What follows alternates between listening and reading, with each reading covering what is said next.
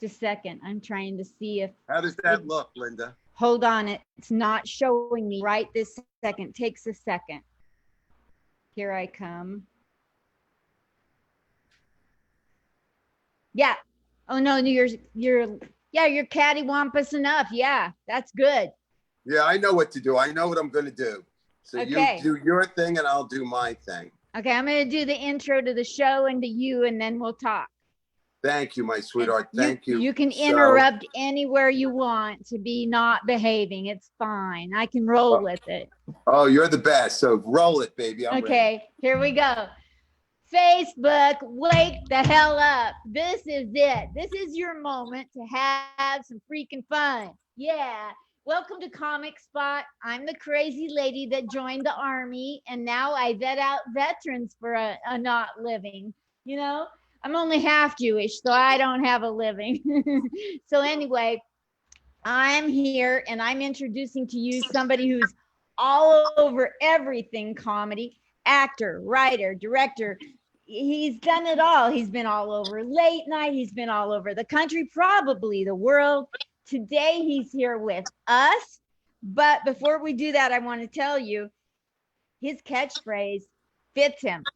Yeah, not behaving badly, something like that. He's here to tell you he can do it better himself. And you got to check out his YouTube and you got to check out his daily Facebook Live videos. He's here to talk about it all. Welcome, the best in the business. He can do an hour clean or an hour not clean. I'm telling you, this guy can do kosher parties. He knows all about it. There he is. I love it. But the one thing I can't do is what, Linda? Say it. The one thing I refuse to do is what? Behave. That's right. I'm not here to behave as I rotate this screen.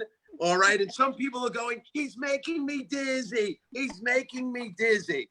What I try and do is turn your life upside down. If you come see me in a comedy club when they return, or you watch me on a Zoom show, I am going to not be like other comedians. I'm going to turn your life upside down because I refuse to behave. And if there's anyone out there who tells me I have to do a show a certain way, I have to behave a certain way, then just get out of my life, all right? I'm sick of people telling me how to be me. I know how to be me. Most of you out there know how to be you. Stop telling us how to behave. And I've always looked for a different way to look at life. It's very simple. I grew up with very conservative, very lacking in physical affection parents, very critical parents. So like most children, I looked for an alternative. It was almost like the Wizard of Oz, where you look for someplace other than home. And I guess I looked at comedians, and comedians helped me see the world differently.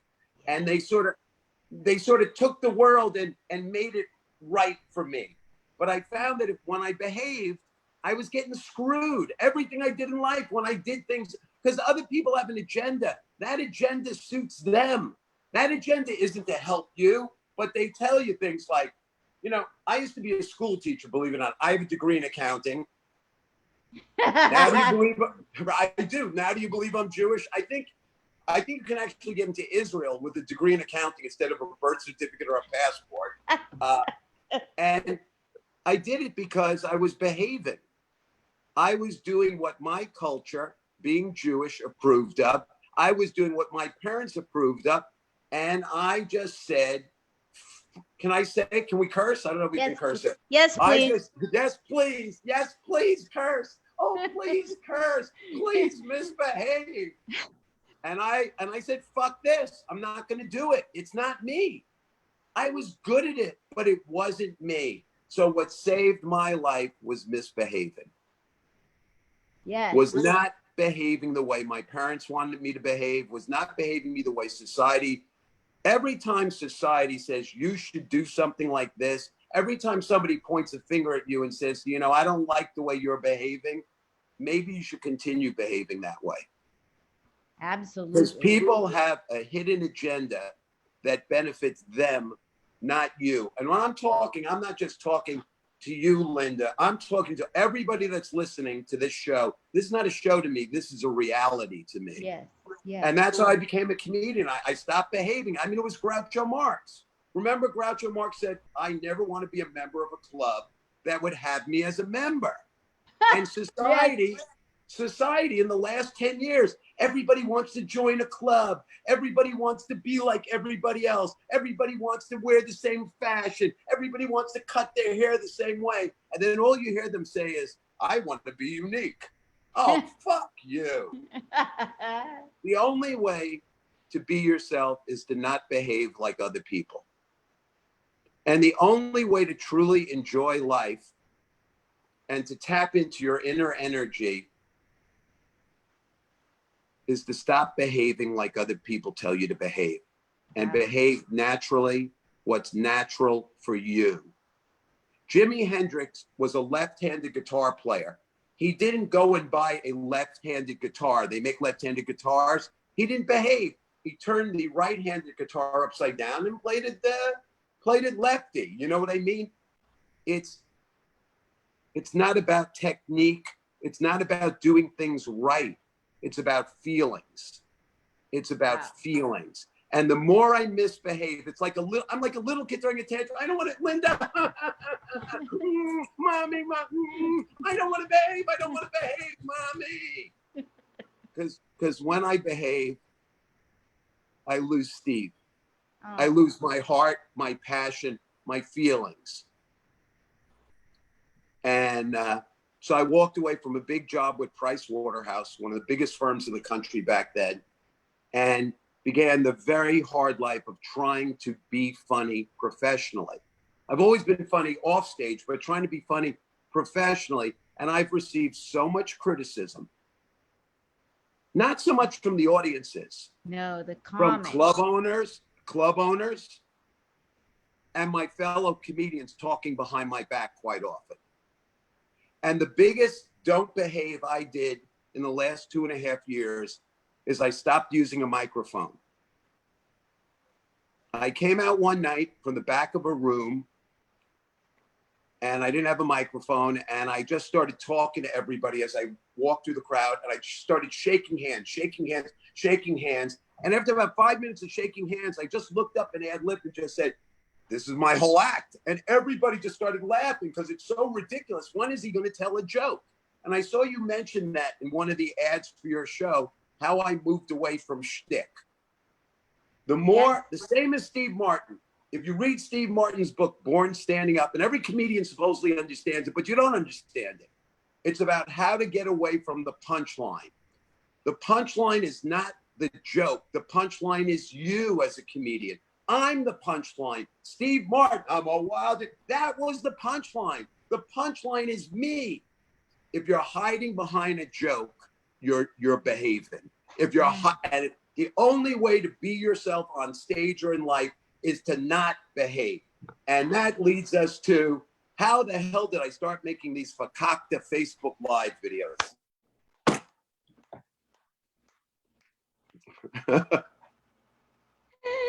We will be doing Yiddish here. You don't have to be Jewish to do Yiddish. Lenny Bruce, one of the greatest comedians, he spoke Yiddish. Robin Williams always used Yiddish phrases because Yiddish has like these fakakta Facebook Live videos. Do you want to tell people what I've been doing? It's your show. Take over. Say something. Every day, Steve Marshall is showing us snippets, clips of New York City.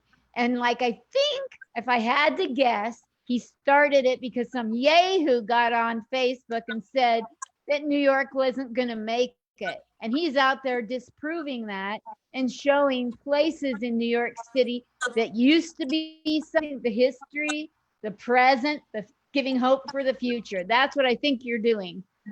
Well, you know what, Linda, you are so on target. As misbehaving as I am, I'm very grounded. We were having protests in New York City, and I happened to be on the roof of 12th Street and Broadway in Greenwich Village. I'll be right there.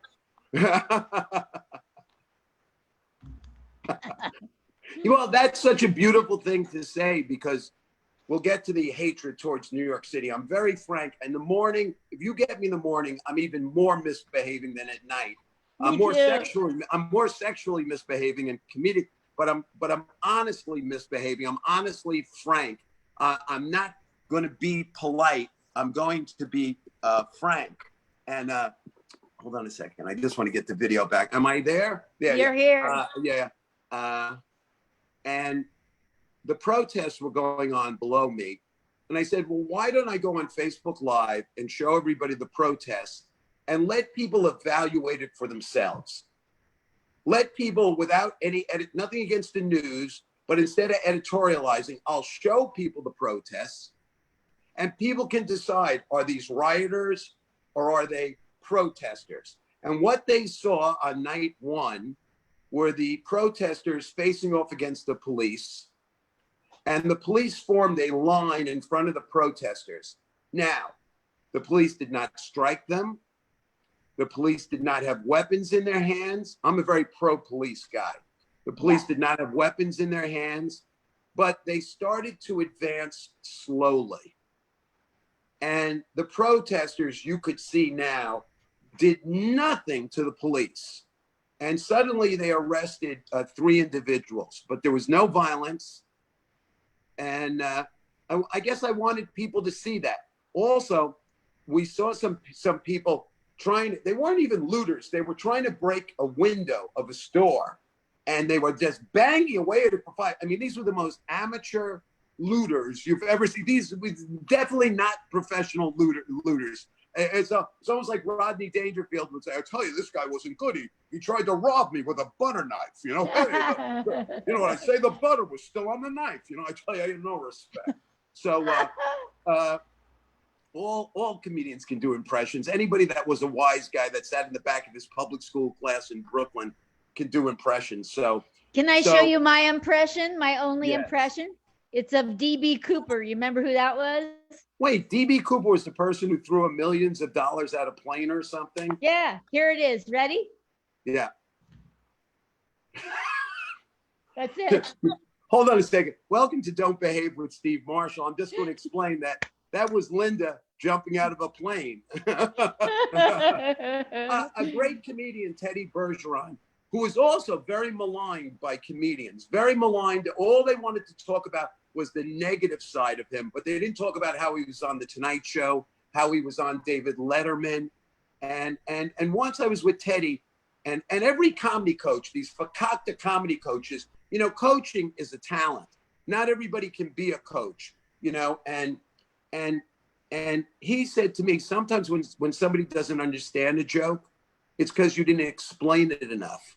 So comedians, because I started coaching in 1994 because I was broke.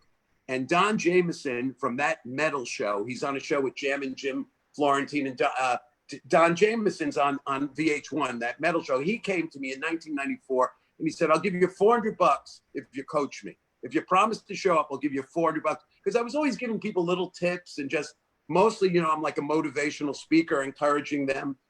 And on stage too. In the middle of your comedy, you're motivating people. Because if there's no humanity to me, there's no comedy. I reached a point where I stopped behaving. I threw away. What I did is I took the paradigm of comedy and I got rid of it.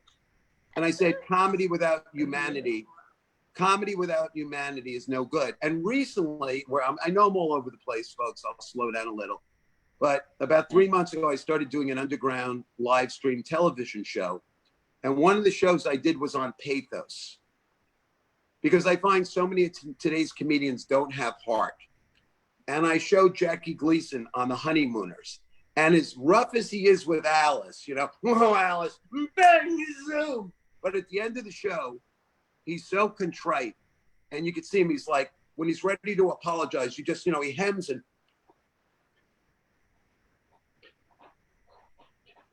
you know, Alice, I'm a mook. I'm a mook, right? He would always say, I'm a mook. And he would always apologize to her. And at the end of the show, it always end with, Alice, you're the greatest. No. So yeah. Jackie Gleason had pathos. Jimmy Durante, you know, fairy tales may come true. It can happen to you if you're young at heart. Well, he didn't have the best voice, but what he had was heart. He wasn't the most good-looking comedian. Today, it seems you got to be good-looking to be a comedian. People go, oh, he's so good-looking. Comedy used to be a place for misfits. Comedy used to be a place for people that were bullied. Now so many comedians are the bullies. I'm sorry, I know I'm not behaving. I'm not saying things I'm supposed to say, but I'm so frank. I have no defenses up in the morning. I'm a nightclub comedian. I'll always be a nightclub comedian, even if there are no nightclubs. It's it.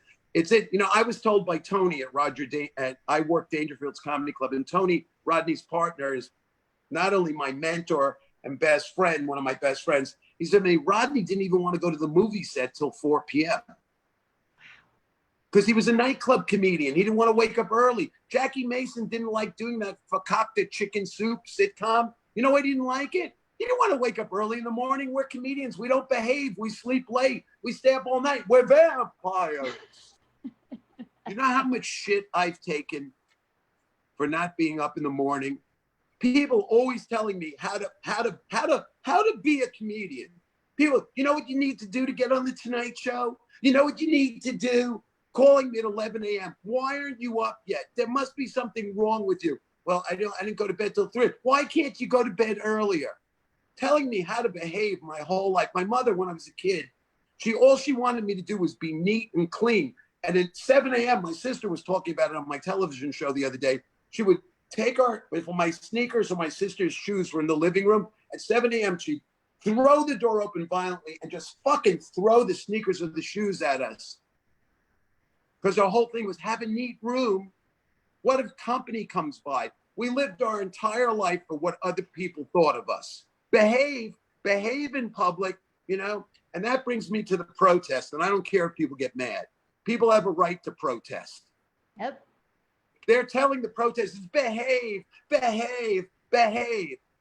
One party is attacking the other party. The other party's attacking. I don't care if you're Democrat or Republican. Stop fucking attacking each other. Thank you.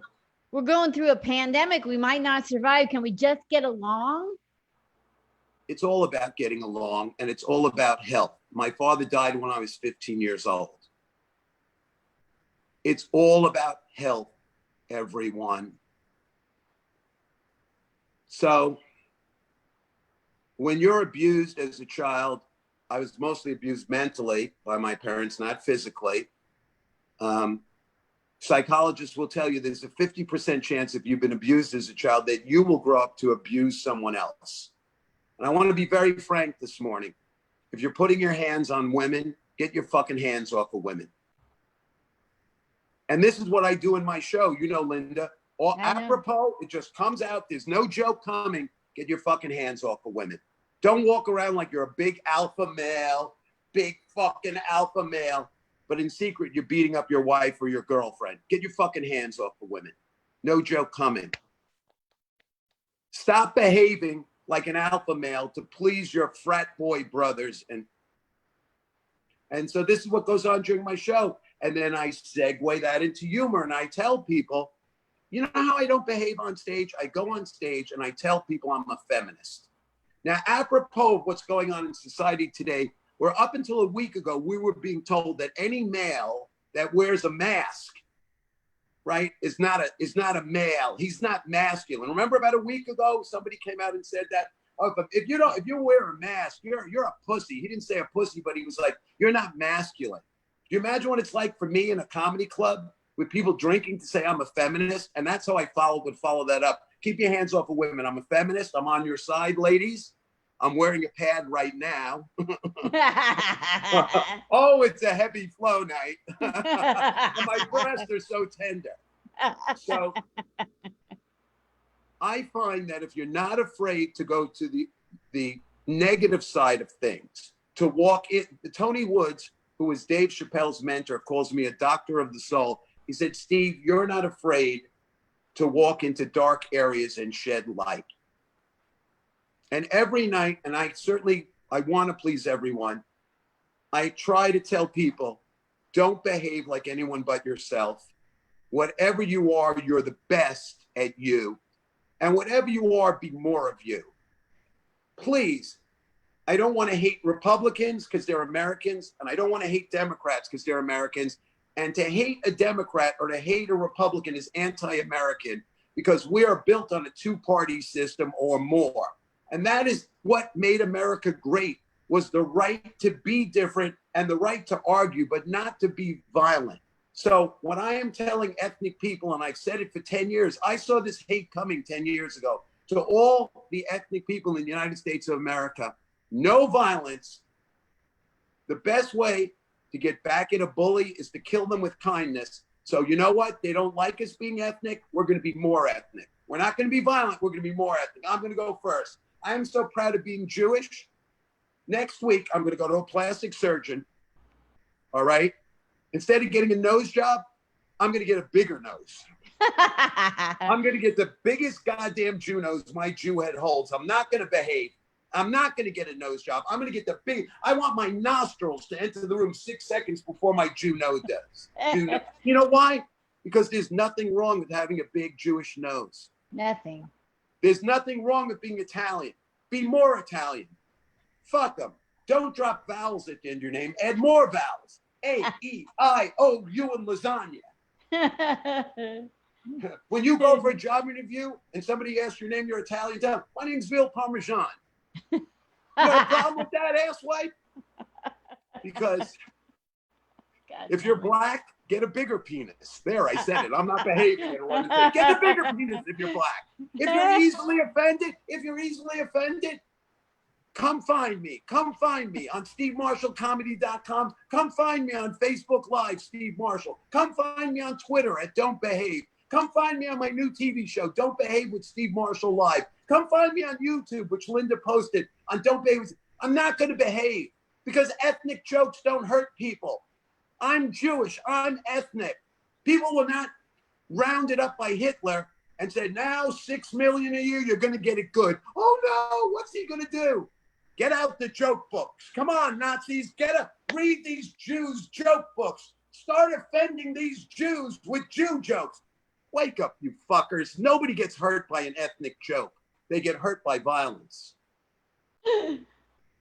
Believe me. Believe me. Ethnic people are not worried about your jokes. We're worried about violence. And both of my grandparents are immigrants. And they didn't come to this country. Boy, I'm really misbehaving this morning. I hope the viewers, well, I'm going to say it. Both of my nipples are hard. Keep going. You know, it's funny you say that, Linda, because one of the things that I noticed is that whenever I misbehave, the shows where I was funny, but you know, not that I was walking the line because I would never do that, but the shows where I was less passionate, the shows where I was less angry. Some people get scared. You're so angry. Not really angry. I'm passionate. But the shows where I didn't have this punch were very nice shows. But the shows where I misbehaved and got passionate like this, there were always women who wanted to meet me after the show. There was a young lady. Yes. Their nipples were hard. There was a young lady, and I'm a nipple guy. I like large areolas. I know it's a little early, but I'm a large areola guy. I'm sorry. I like large ones. I like them like manhole covers, okay? I like them like huge pancakes, okay? I like a nice target. With steam coming out of them like in New York. But yeah, like manhole covers. I get it. You're quick, right? But I found that there was a young lady once at the original New York Comedy Club in New York City, of course, and she begged the club owner for my phone number. And this guy, you think he opened a comedy club to sell drinks and make money? He didn't open a club to hook me up. And she was so persistent. And I met her that night. And I said, why did you want to meet me? She goes, oh my God, you were so angry. It was so sexy. And yesterday we did a show. And we talked about, I showed a television show. I showed the ending of Rosemary's Baby. And many women like scary movies. I think it arouses women. I think I think scariness arouses women, not violence. I didn't say violence, you fuckers, but scariness. And slap that ass. If it's consensual, if it's consensual, well, this is some 11:30 in the morning misbehaving. So, oh my gosh. Do you remember the first porn that ever came out? Because I'm 69 years old, and I know there's a punchline there, but so hold on a second. I'll have to turn the camera upside down, or, since you're 69. 69. I swear to God, 69. You ever been at the deli counter, and you know how you pull a number, Linda? So yeah. you ever pull 69 and you're so embarrassed because you're holding 69 and they yell the number out, 67 over here, 68. And you know when they yell out 69 and you go, I got 69, you know nobody's thinking coleslaw.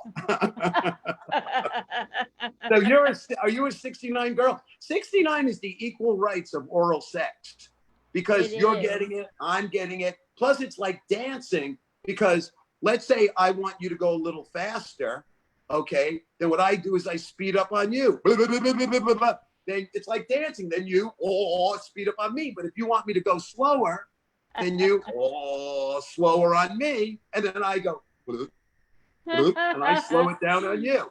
Boy, you really make me misbehave. I love it. What's sexier, guys? What's sexier than a woman who likes it when you misbehave?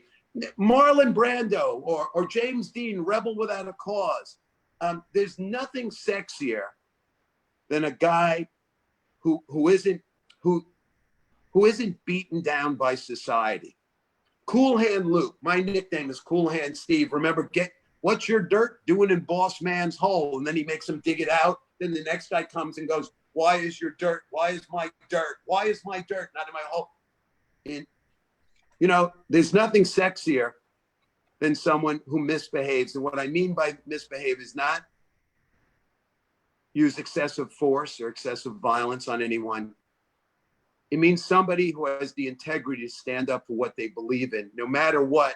Even if 99 people are saying Black people need to sit on the back of the bus, what's sexy is that one woman, Harriet Tubman, who said, no, it's wrong. And people don't realize the courage it took. I know people that go out to dinner at night and everybody's saying the food is great and they don't want to say the food sucks, so they behave because they don't want. So imagine the courage it took to say, no, we should be able to drink at the same water fountain. Imagine. We should be able to live in the same neighborhood.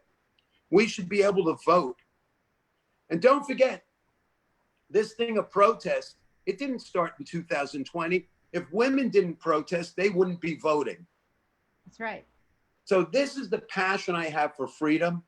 And I wanted to show people the protest on Facebook Live. And I decided I'll show it every day and let you decide if the windows are boarded up, if there's looting, if there's rioting. What happened is people watched, and for 7 days they saw some protesting. Perhaps in my neighborhood, Greenwich Village, we didn't see windows being broken. There was one window broken, one window. And there was a very small fire lit in like a trash can. And little by little, it quieted down. And I decided I'm going to keep the camera rolling. And I'm not going to sell negativity. I'm going to show positivity. And I showed every day as New York came back to life. And that's what it evolved. It evolved from starting out, let me just show people for yourself what's going on with protests, and you could decide. It evolved in, let me show you that things are peaceful in New York.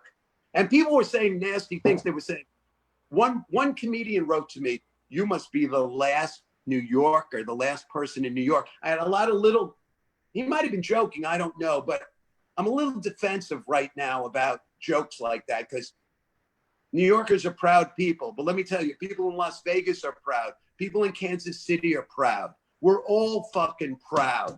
That's the way it's supposed to be. You're supposed to root for your team and I root for my team, but no violence. And I started showing people the peacefulness. And after a while, I started cracking jokes because that comes naturally to me. And I said to people, look, being that nothing bad is happening, let's have a little levity. And people started to laugh and write me comments, and we started joking with each other. Then I started saying peaceful things, Zen-like things to people. At the end of the videos, I started showing a sunset. And I started talking very calmly, like, I hope I'm bringing peace to everyone. I hope I bring some calmness to everyone.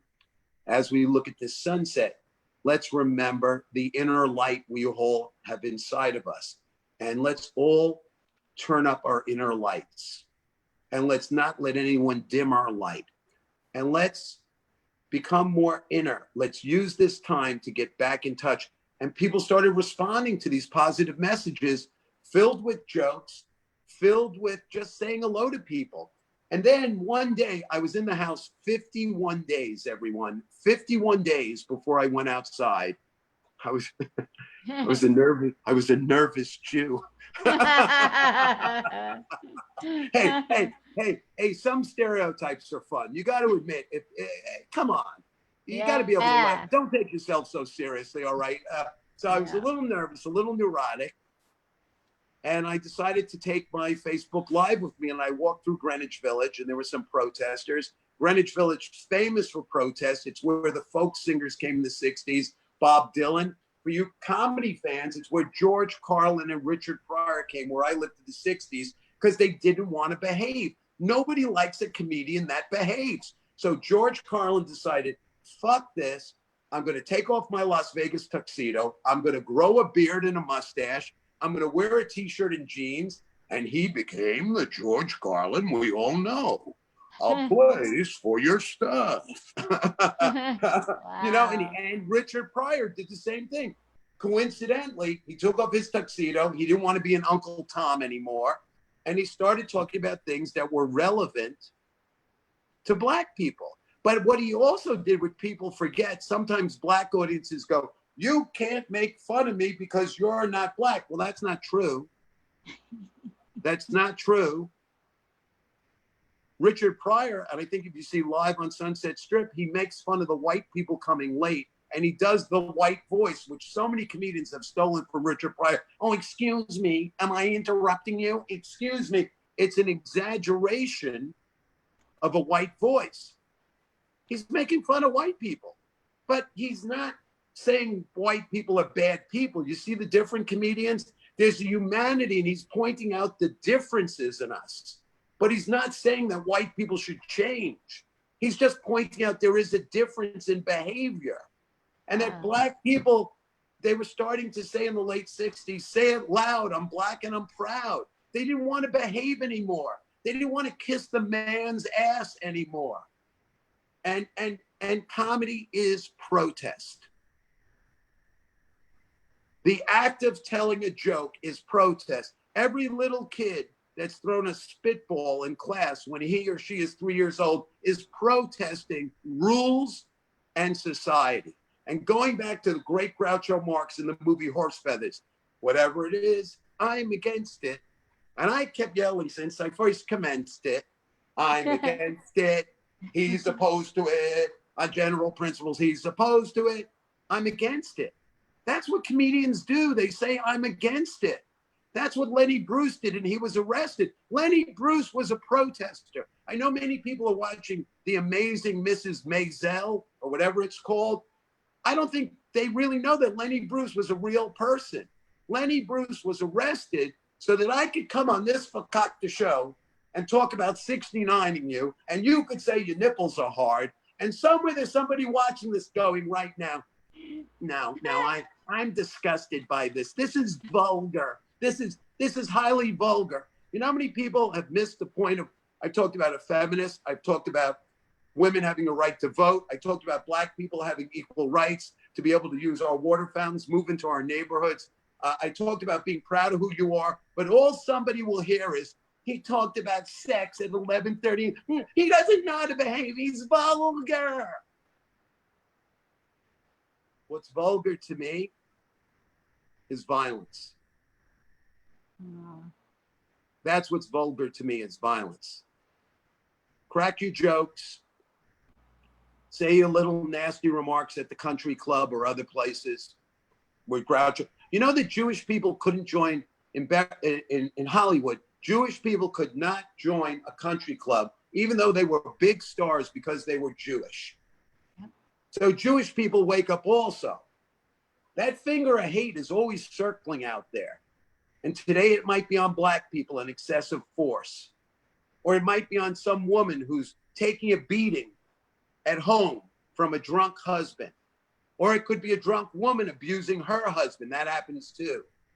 So we have to stick up for each other, because someday there's something about hate in human beings. I always say this: if we were all white, we'd still find a way to hate each other. We'd still find a way to hate. If we were all Catholic or we were all Jewish, we can't stop finding a way to hate. So I go on Facebook every day, Facebook Live, and talk about love and affection and being proud of who we are, and showing love to one another, and stop worrying about money and stop worrying about exterior things, and get more in touch with your heart and being more heartfelt. And then I started going on these walks, and I started going to different parts of the neighborhood, and I found that people enjoyed that people just enjoyed seeing New York City. And you want to know something? If you're in Las Vegas, I'd like to see it. Come on my Facebook Live. We have a gentleman who's been coming on now for a week or two. He saw me at the Broadway Comedy Club in New York City, and he's from Stockton, California. And we had a big discussion the other day. I said, well, what is Stockton, California known for? He said, asparagus. Did you know that, Linda? It's known for asparagus. And he told me that Stockton, California has an asparagus festival. Wow. So we talked about that for a while. I have relatives from Newfoundland because, again, my grandparents were immigrants. My grandma Greenberg was from Russia, and she had to get out of Russia because she would have been persecuted for being Jewish. So my grandmother's from Russia on one side. My other grandmother's from Newfoundland. So I'm half Canadian, half Jewish. I was circumcised with a hockey stick. I got jokes just in case. I got jokes. So I preach tolerance. I don't even preach. We just hang out and we walk around. And I think my good-naturedness becomes the message. And we've created a neighborhood. For those who grew up in Brooklyn or Queens or the Bronx, I know there are neighborhoods in Las Vegas. There are neighborhoods in Detroit and Cleveland, in Miami. There are neighborhoods everywhere. And we've created a neighborhood. It's Facebook Live is not a show. You go to Steve Marshall and just drop by. Because my Aunt Marilyn, my famous Aunt Marilyn, who was 5'10", 188 pounds, my famous Aunt Marilyn, when she passed away, she was so aggressive, and I loved her. I love aggressive women. My famous Aunt Marilyn, when she passed away, her son said at the eulogy, my mother was so aggressive, she could return lingerie at an auto parts store. And my aunt had great sayings like on the lung, on the tongue. So I learned to be, meaning if you have something on the lung, say it. And my Aunt Marilyn led by example, say it. And she also had another great saying, I don't get ulcers, I give them. Ooh, like but the point is, she was a strong woman. She said what she had to say. And as passionate or angry as she could get. Now, just remember, the same part of you that has anger is the same part of you that has love. And she was just so loving. And thanks to my Aunt Marilyn and my Grandma Greenberg and my Nana, these women taught me love. And if I wasn't taught love by women, I wouldn't have love to give people. And then we've also been going to the basketball court. I've been socially distancing, but I've been I've been trying to show people you need to walk and exercise, because we're sitting all the time. And believe me, you don't realize that even not walking, your muscles are atrophying. So I'm trying to be encouraged that. And then we went, the big one was Little Italy, and you could see it on Facebook Live. I feel like I'm talking too much. No, do you want to describe Facebook Live, what went on at Little Italy? Well, I watched like 3/4 of it. So you're walking and you're telling people, hold on just a minute, and you're letting them know exactly where you're at, what neighborhood and what direction you're walking, so they get centered. And then as you get there, there's more and more lights, people on the sidewalk. And then that's where I stopped. I didn't watch the Well, whole thing. everybody, yeah, I don't expect everybody. And that's another thing. If you just drop by for 1 minute, just drop by, wave to me, say hello, leave a comment. I want company. The whole reason I became a comedian, and it took me years to figure it out, is I just wanted friends. Sure, everybody wants to get famous. I want to get famous. Sure, you want some amount of money, but fame and money without friends, I was just a little kid who never fit in. I wasn't included. Me too. So I used like most of us, not comedians like most. So we start being funny to make friends. So Facebook Live has just become a neighborhood of friends. And I went to Little Italy. My parents went through the Holocaust, I didn't know that, Linda. But the good news is they went through the Holocaust that did exist. What does that mean? People deny the Holocaust, but my parents went through the one that existed. So that's good news. I'm being crazy. No, you're not being crazy. And you see how I'm trying to understand you? Linda's making a joke because some people say the Holocaust. Can you believe people, no matter how many pictures, no matter how many facts, no matter how many survivors, it didn't exist. So that's how Linda is using humor to bring up a topic in a way that makes it more palatable. I went through the Holocaust that did exist. That's her sense of humor to tell people, those of you that say that the Holocaust never happened, you're wrong. And that's how a comedian uses humor, and you just did it. You know what? I'm going to quote you on that all the time. Okay. I'm going to say, my friend Linda says her parents went through the Holocaust that did exist. And that's an example. Look, Linda, everybody, I need friends. It's not friends. I need company. And this show provides me your good company. My Likewise. Facebook Live, the audience is a good company. Why do you think I'm doing this? I would probably off myself if I didn't have people to talk to who were funny. This is where I get my energy. You know how many great ideas and teaching I've gotten from comedians, and it's so humbling, I thought I deserved to be, like a headliner by now, but this has taught me, wait your turn. There's so many people out there that have put in so much more. Just come on here and let them talk. You know what it is? If you're given, some comedians go, oh, it's 5 minutes. I didn't get to do all my jokes. Make it the best 5 minutes.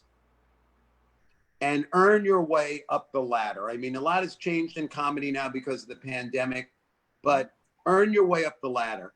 I remember I emceed I was already headlining one-nighters, and I emceed for 9 years at the original New York Comedy Club. 9 years, and I never complained. I was happy to have the stage time. And what I did was I would take my headline set and I would open with my opening 10 minutes. Then I bring a comedian on. Then I do the next minute from my headline set, and I check it off as I went along. Of course, in those days, they didn't rush the MC as much. I think the shows are making a big mistake not understanding that the MC is the most important person on the show, because the MC sets the tone. And I see MCs today, well, obviously, I feel like we're talking in the past. They don't read your credits. They open with dirty jokes. Believe me, I'm a very graphic comedian, but you sort of have to know how to if you're bringing somebody up, I always said that if you're bringing somebody up like a Jerry Seinfeld, he's a very clean act. If you're an MC, you don't want to be dirty before him. Also, Jerry does set up punchline. So you want to do some set up punchline, not just play with the audience. I emceed for many years, and it taught me to be spontaneous. Because when you're emceeing, a lot of times an act will get off the stage early, and they'll go, Marshall, they're off the stage, and you got to run on stage. So you're not sure what you're going to say. It teaches you to be spontaneous and deal with any situation. Sometimes an act is running late. So as an MC, you're told to go up there, and they're just like, Steve, do as much time as you can, and we'll let you know. Now, I've already maybe done 25 minutes. I've done 40 minutes waiting for an act to come, but I never go to the audience. Hey, we're waiting for this guy or girl. Hey, they're coming late. Or when the comedian walks in, I don't embarrass them. Hey, about time you walked in. That's your job as an MC. That's your role as an MC, to create an atmosphere, a positive atmosphere. So I think I learned a lot of being positive from that. And just going back to Facebook Live, I want to continue that. The reason the Little Italy was so important, segueing into positivity, was that people have been telling me that New York was over, that New York was finished. And when I went to Little Italy, God bless those Italians. I showed two singers who were in the streets with microphones singing. I gave you a lot. One of the restaurant owners came out to talk to me. We had this crazy guy. Remember the guy Rocco on the show? The crazy Rocco guy? Everybody was high-fiving and singing, and there was this beautiful Italian passion. And I say to all Americans, that's what immigrants do. They first of all, they bring you food. All right. If Italians didn't come here, the food would suck, because everybody loves Italian food. All right. All right. And this great passion, you know, I've said it before. In fifth grade, they asked you, what do you want to be when you grow up? You know, people are like, I want to play football. You know, we're like, you know, in fifth grade, girls like, I'm going to be an actress, you know. And then they said to me, Steve, what do you want to be when you grow up? And I swear, I said, I want to be Italian. That's what I said, because Italian guys were so cool.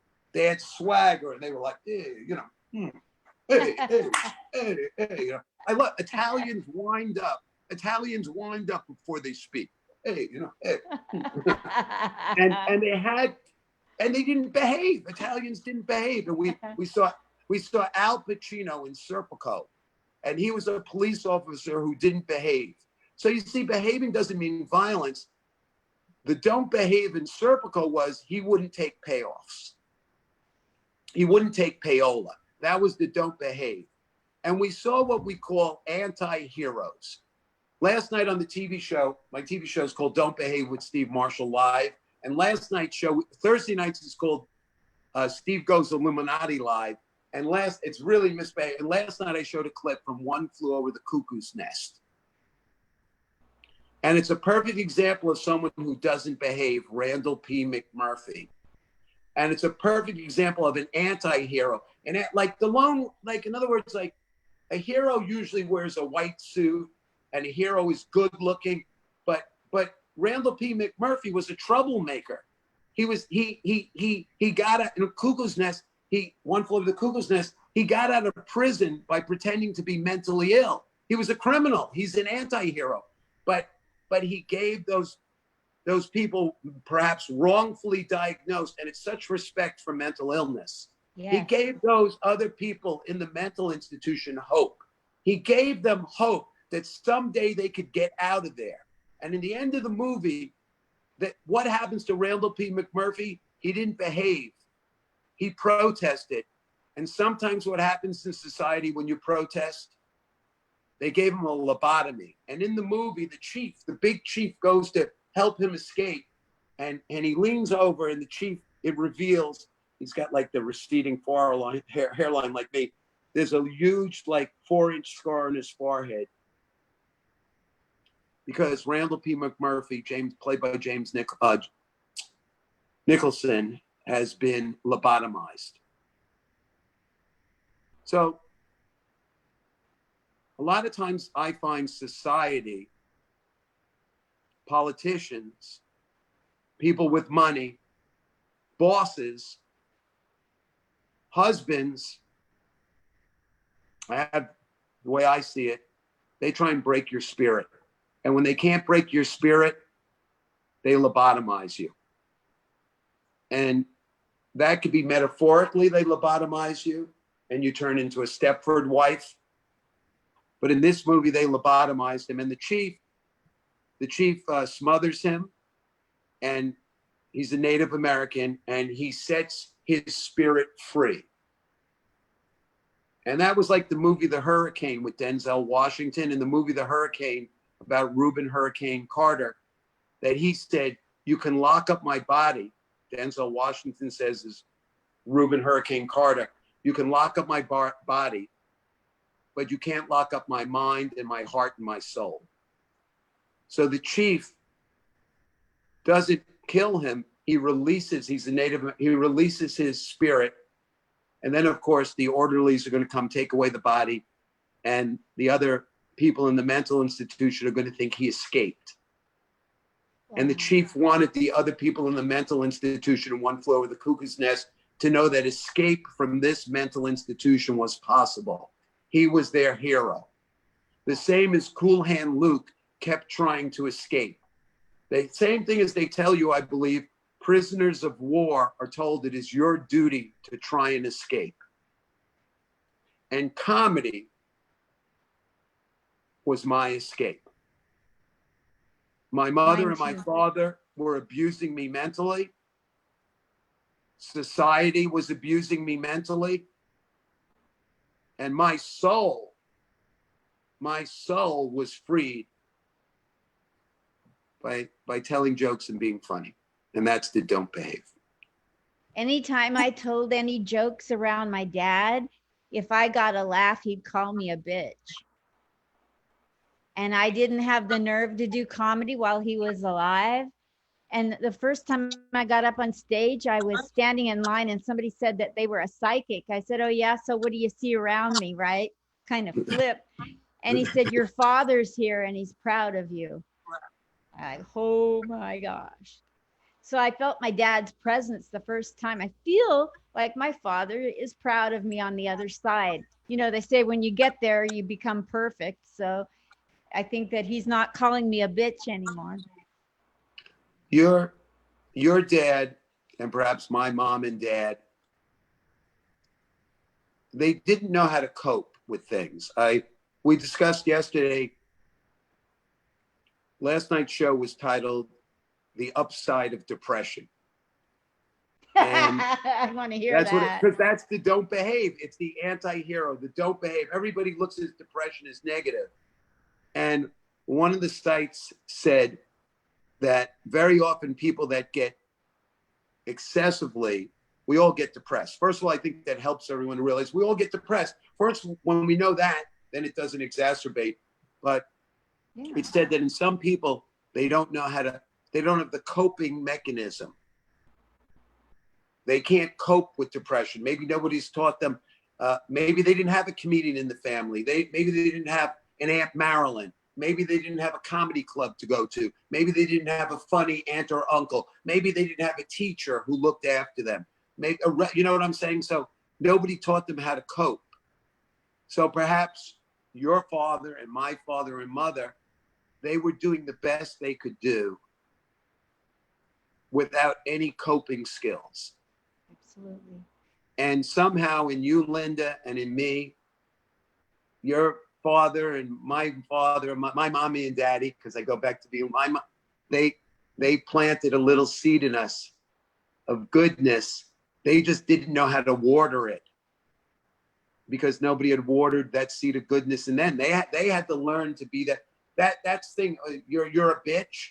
I guarantee your father didn't write that line. I guarantee you there are many. I guarantee you there are many thanks men. A lot. Yeah, I guarantee you, unfortunately, there are many men that have called women in a negative and almost violent fashion a bitch. So it's not even original. So he learned it from someone. True. One of the things about my father never ogled women. My father never rated women 1 through 10. My father adored my mother. Aww. Me, not so much, but my mother, so much. And I think that for those of you that want to watch my Facebook Live, you know, we talk about everything. We're friends. It's a safe place to be yourself, where you don't have to worry, oh, is Steve going to get mad at me? Because I think the comedy, I don't know. Can I turn the tables on you? Sure. When you made the jokes, were you afraid to tell people what you thought of them? Did the jokes help? So when I started saying funny things in my life, was I afraid to? No. Were you afraid to say serious things? Oh yeah. I only in the last 6 months have I even become authentic with what I feel. And that's where I evolved as a comedian. I said, I got to get away from the jokes because I'm hiding behind the punchlines. And I've been studying Steve Martin for over 33 years. And Steve Martin said, you got to get away from the punchline. He said, basically, the way a joke works is the setup creates tension and the punchline relieves the tension. He said he had a theory, and it came from joking around with his friends. He had a theory that, what if I didn't tell the audience? What if I was not controlling? What if I didn't tell the audience when to laugh? The tension would grow and grow and grow. And then out of free will, the audience gets to choose when to laugh instead of the comedian going, here's the punchline. This is where you're supposed to behave and laugh. And Steve Martin just inspired me so much to get away from the punchline. And if you think about it, Steve Martin, I'm talking about when Steve Martin was in the white suit, the wild and crazy guy, he was the punchline. The jokes aren't the punchline, you're the punchline. When you watch Curly of the Three Stooges going, no, no, no, no, no, no, no, you can't tell me that's a well-written joke, but why is it funny? When the classic thing that I was always taught when you watch Abbott and Costello, Who's on First, that if you read Who's on First, it's not funny. So it's your personality, not the writing alone. The writing is important, but it's what you bring to it. And I think there's a famous gentleman who said the difference between a comic and a comedian. Have you heard of this? No. Yes. And he said that a comic says funny things. A comedian says things funny. So a comic needs funny material, but a comedian is naturally funny, and they will take even serious things and make them funny. And that's what I do. I take serious things and I make them funny. And that's the don't behave. I don't do what other comedians do. I don't behave. I look for serious things to talk about. And then you know what's funny? It's like in school, the more serious the lesson is, the more you want to misbehave. It's the same thing in church. It's the same thing in synagogue. The more they tell you you have to behave, the more you want to misbehave, and the more fun it is to misbehave. That's true. So the more serious things are, the bigger the laugh I can get. And Wow. and believe me, the more serious, the bigger the laugh. And believe me, I still have that sickness. You know, comedians go like, there was a couple of years ago, they had the alt comedians where you're not supposed to look needy. You're not supposed to look like you're looking for a laugh, you know, but I like making people laugh. I want people to laugh. When they laugh, I hear, I love you. I hear my Aunt Marilyn, 5'10", 188 pounds, stomping her big thighs and feet. And my Uncle Abe going, honey, you're going to get a heart attack, because she was 5'10", 188. And she would go, Abe, he's an idiot. Abe, what's wrong with him? He's so fucking funny. And so I'm just that little kid. It's Citizen Kane. If you go back to Citizen Kane, he had wealth. He had antiques. He had a zoo. He had a mansion. It was based on William Randolph Hearst, the movie with Orson Welles, Citizen Kane. But what he didn't have and what he was looking for the whole movie, and nobody could figure out, he was looking for the sled Rosebud he was given as a little child. He was looking for that sled Rosebud. Rodney Dangerfield said it. I showed it on my show. I did a thing on Rodney Dangerfield. And they asked him, they said, Rodney, you had a bad childhood, but now you're a star. People love you. You get respect. Does it ever go away? And Rodney got very somber and he went, no, man. It never goes away. He goes, you are what you are. You are what you are. So the don't behave is stop trying to make a happy ending and just enjoy the deck of cards. Just enjoy the cards you were dealt. And you can win with any deck of cards. Whoa. You can win with any hand that life deals you. You can win. I see this because I'm an athlete, and I see people pick when we play basketball, the tallest guys, the best athletes. And people sometimes when we start, they go, they're already lost. They've already quit. They go, oh, this is the motivational speaker in me. I'm a coach. They go, oh, we can't win. Oh, why should I? I go, what the fuck is wrong with you? It's called teamwork. Remember the 1980 the USA, the hockey team that won, okay, a Miracle on Ice or whatever it was called, the Miracle team, he said, don't give me the most talented players. Give me the players. I want the players that play together as a team. And that goes for the United States of America right now. If we play together as a team, we will always win. And if we play with other countries, it's called, when you say to children, they play, as a child, you're supposed to learn to play well with others. And if we learn to play well with other countries, then this planet will win. Yes. And again, I hope this isn't too much for people in the morning. No. But I really think, be yourselves. Take a risk. The greatest risk in life is to be yourself. And I want to point out that there's another saying, ordinary people do extraordinary things. You don't have to be a superstar to do extraordinary things. Harriet Tubman wasn't a weightlifter. I don't believe she was an Academy Award-winning actress. I have a feeling she wasn't wearing clothes out of Vogue magazine. She was an ordinary person who did an extraordinary thing. And if you're a parent and you're listening to this and you're teaching your children, we were taught honesty is the best policy. And if you're teaching good things and good morals to your children, that is so important. You don't have to reach the world. If you can just reach your child, then it's like little raindrops. The more the raindrops hit the floor, eventually enough raindrops become a puddle, puddles become a pond, ponds become an ocean. So if you could just reach one child, my Aunt Marilyn reached me. And when I come on these shows, people say, you're such a motivational speaker. It's really a don't behave. You think I'm motivating you? Yeah. You, Linda, by listening to me, are motivating me. Oh. And all the people that come on Facebook Live every day, you're motivating me. It looks like I'm motivating you, but I was a school teacher and they would say, again, if you can just reach one child. And every time I go in front of a camera or when I return to the stage, remember this. That's the don't behave. The one person that's being reached is really me. You can all go home knowing after you listen to this today that you all touched my heart. Oh. And God bless America. And God bless freedom of speech. And let's respect how important it is that we live in a country where we have different parties, a free election, or people that fight for a free election, and a country where we have so many people that are different to remind us that it's really about being different.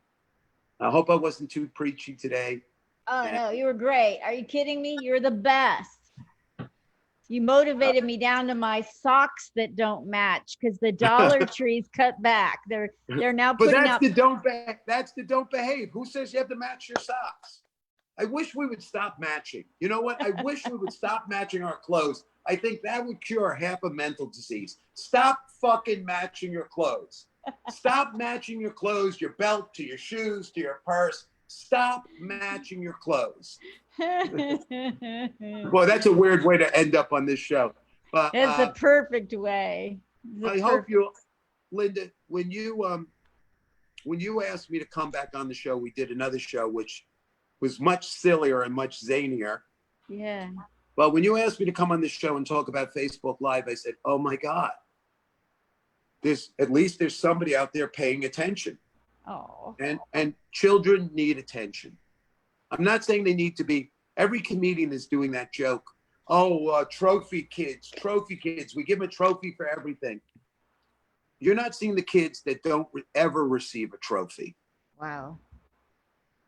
So I'm not saying it reward children for everything, but the don't behave is maybe you should start rewarding kids for positive behavior, but maybe instead of worrying about trophy kids, give them a hug once in a while. I always say this when I'm on stage, take a good look at me and run home and hug and kiss your kids so they don't end up like me up here begging for love.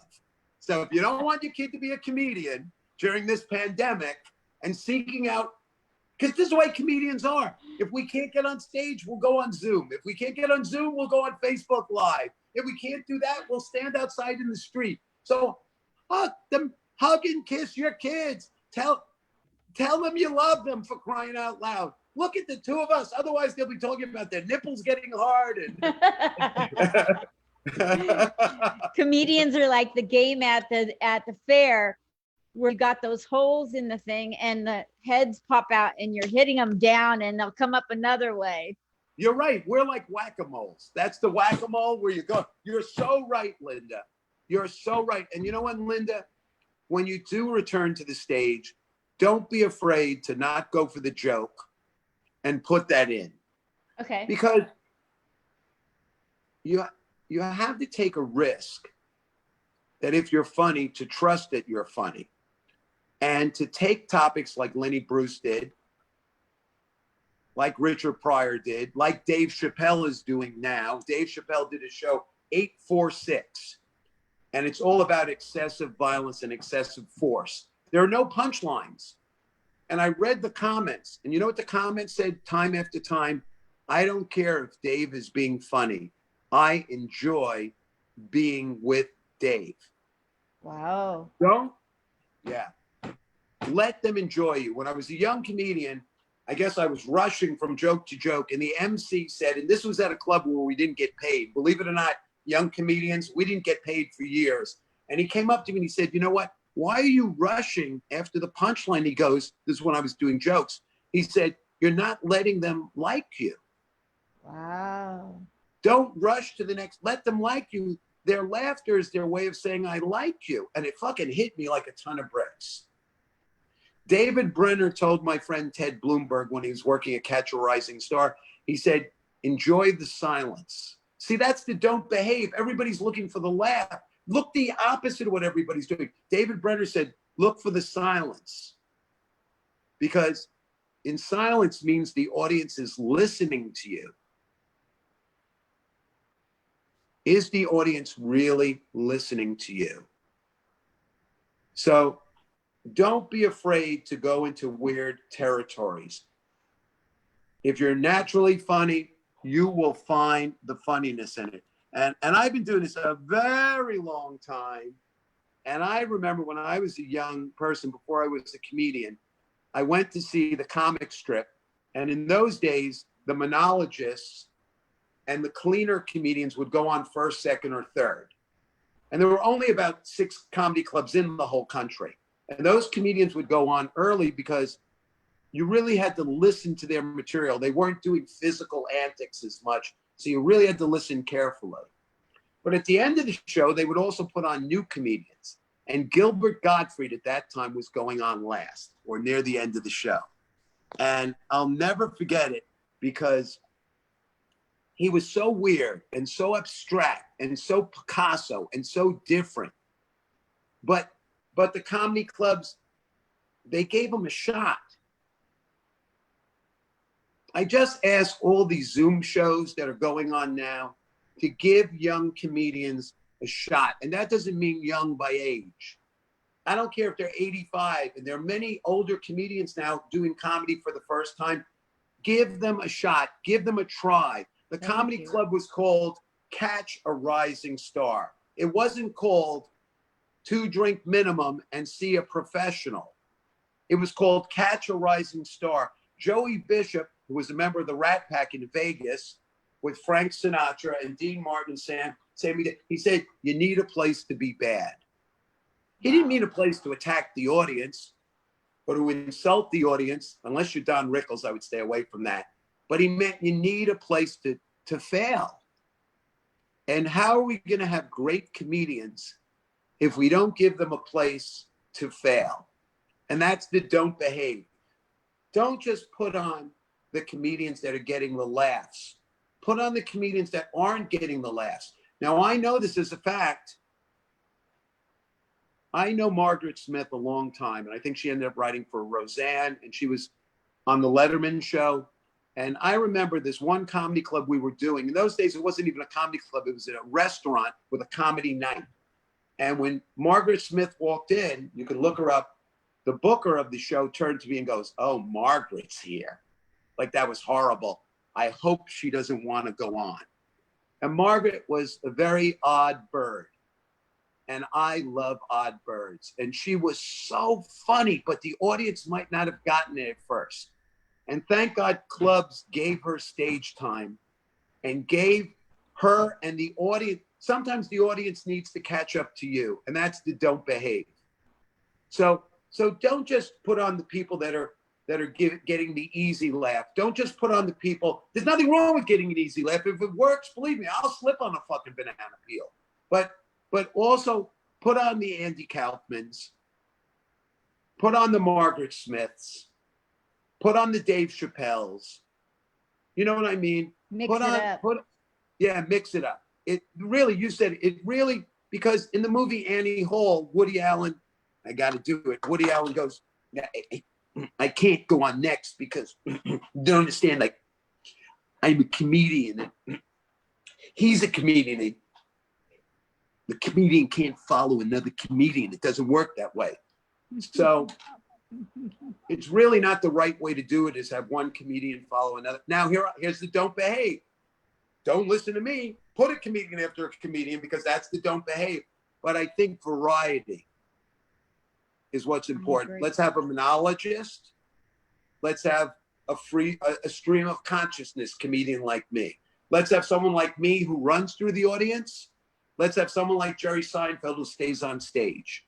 Let's have a male point of view. Let's have a female point. I could never book a show that had a male comedian that was really hammering away at women, and that could be very funny, without having a rebuttal from a woman.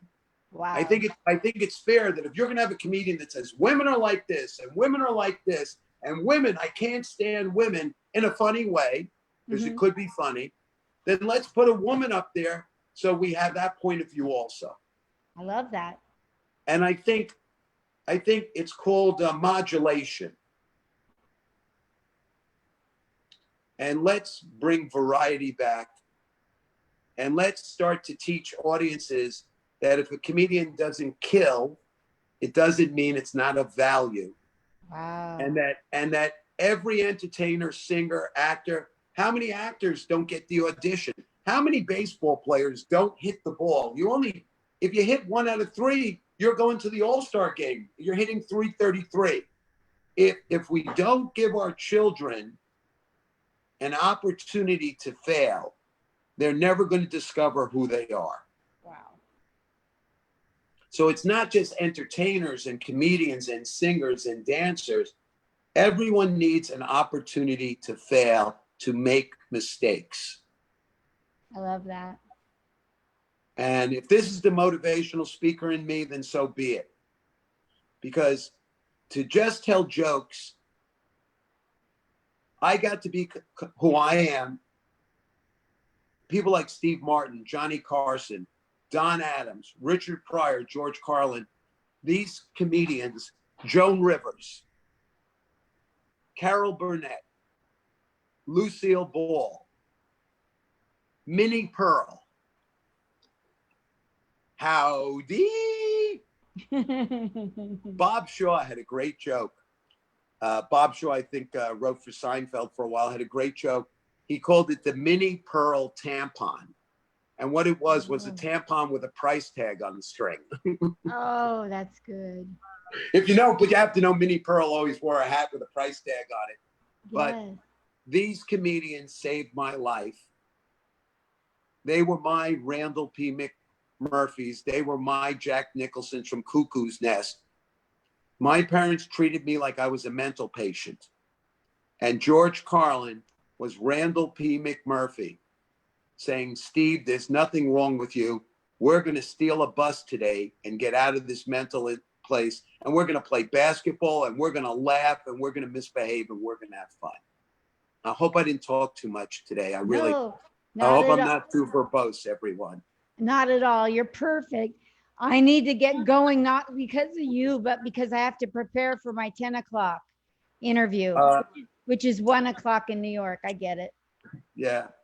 I I never love get you. up. I got up early for you. I love you. Linda, this is not a show. I love you, Linda. You have been so kind to me. You are so amazing. I am around you who I am because of you. I'm just reflecting how you make me feel. And you did the same for me. It's a two-way street. And I know when I come on your show that I'm going to be treated with respect. And that's the Brooklyn way. I'm from Brooklyn, New York. How you treat me is how I treat you. You show me respect, I show you respect. Absolutely. But there's another phrase in Brooklyn, get them before they get you. So believe me, if you don't respect me, we have another saying in Brooklyn, right? How can you be nice when you grow up in Brooklyn when the first phrase you hear every morning in Brooklyn is, what the fuck are you looking at? And that, Linda, was my mother at breakfast. Mommy, the cornflakes.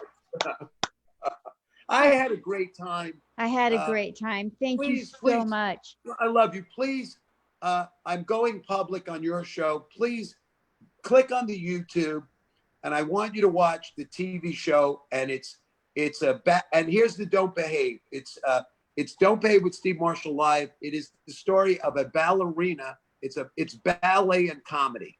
It's a ballerina, Roberta Lubell, and her manager. Guess who? This is a Don't Behave. Guess who was her manager, Linda?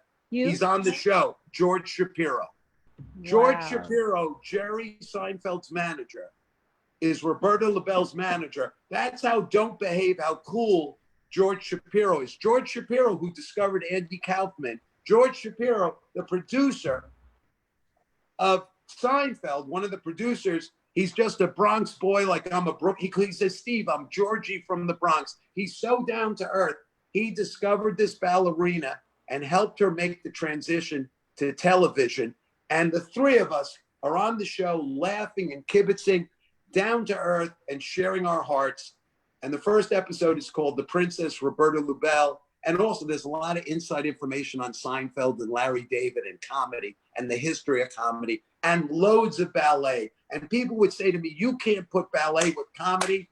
Well, people said to me, Steve Marshall, you can't put peanut butter with jelly. And I said, no, I'm not going to behave. I'm going to put peanut butter with jelly.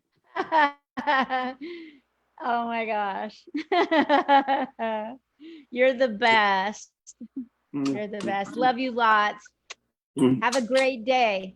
And you made come it back. A great day. You made it a great day. And come back often anytime you want to come on and plug anything. And it's not just what I'm plugging is peace and freedom of speech and being proud of who you are. That's what I'm plugging. But would you leave some comments, everybody? Would you put some likes on?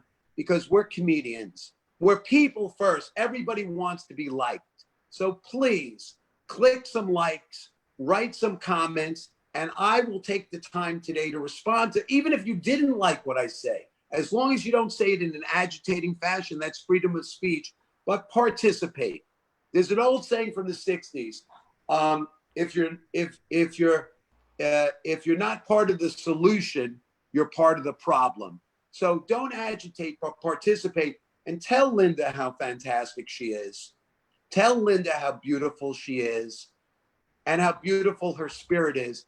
And leave some fakakta comments, for crying out loud. We want your feedback. Please write something. Write something, anything, you guys. You heard it. I don't want to behave. Mommy, I don't want to behave.